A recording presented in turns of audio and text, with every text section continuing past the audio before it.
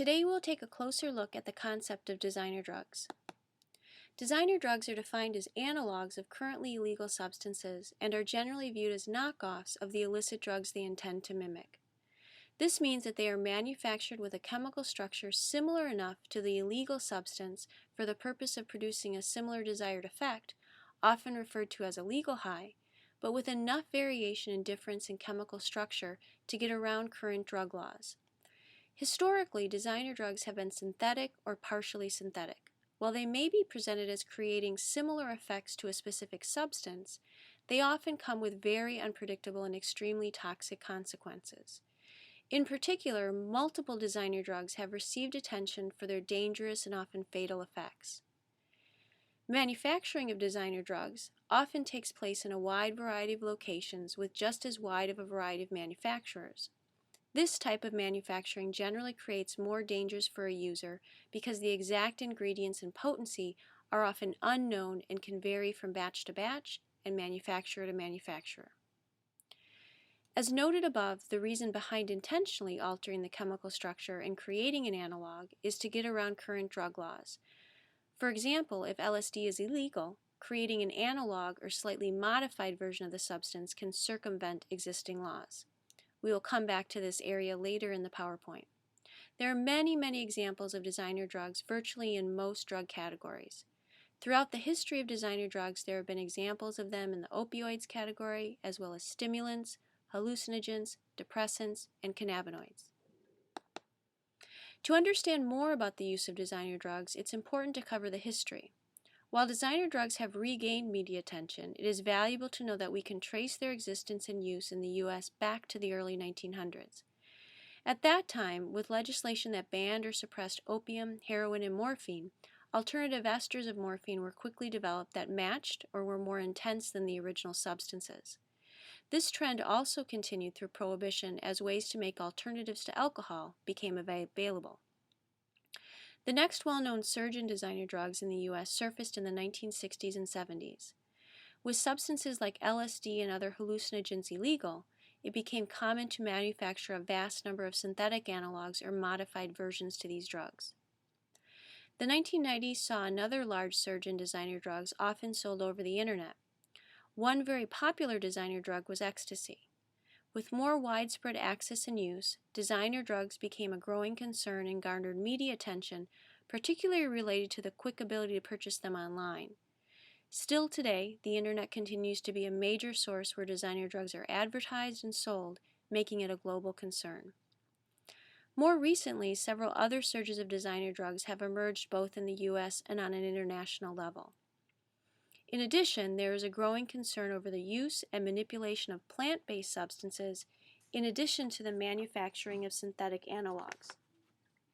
As a result, there has been a global initiative to develop a more accurate term, NPS, or New Psychoactive Substance, which includes designer drugs and plant-based substances. This initiative has also brought attention to the fact that many of these new psychoactive substances or designer drugs are not new per se, but just rediscovered or new to being manipulated and misused.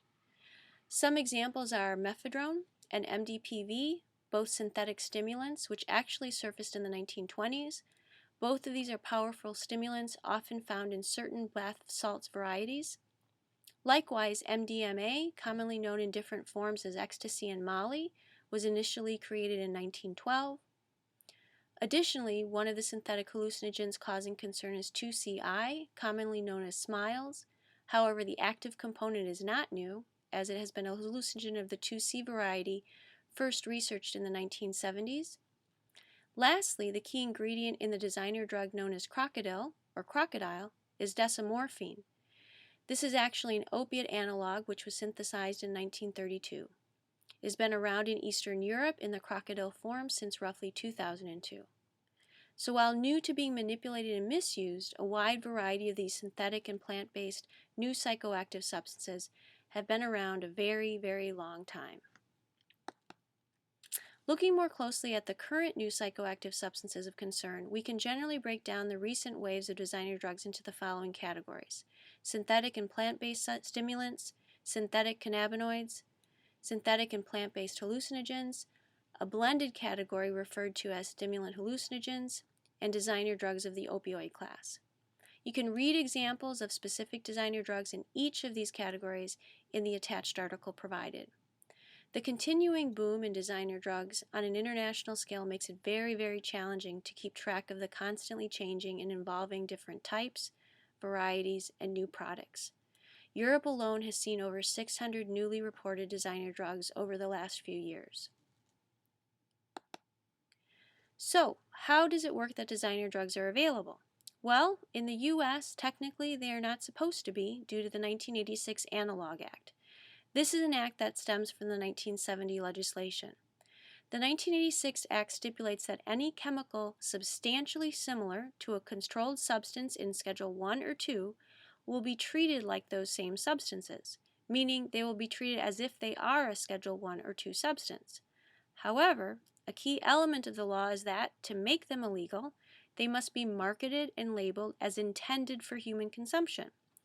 This aspect of the law created a giant loophole for those manufacturing and marketing designer drugs.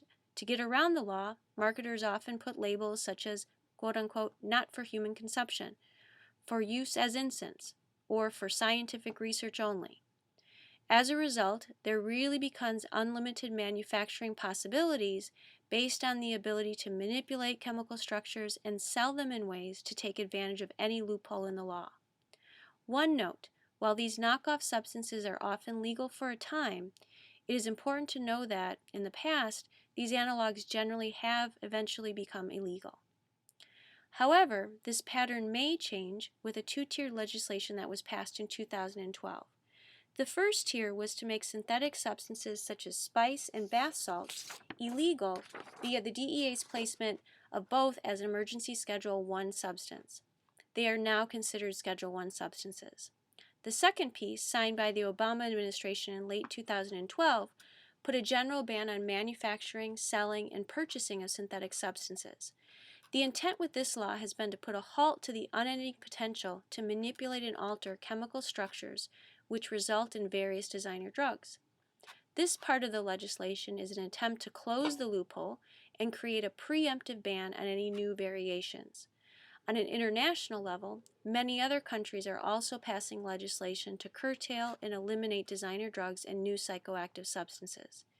It will take time to assess any potential impact and outcome of these measures, as current availability and use of designer drugs and new psychoactive substances remains widespread both nationally and internationally.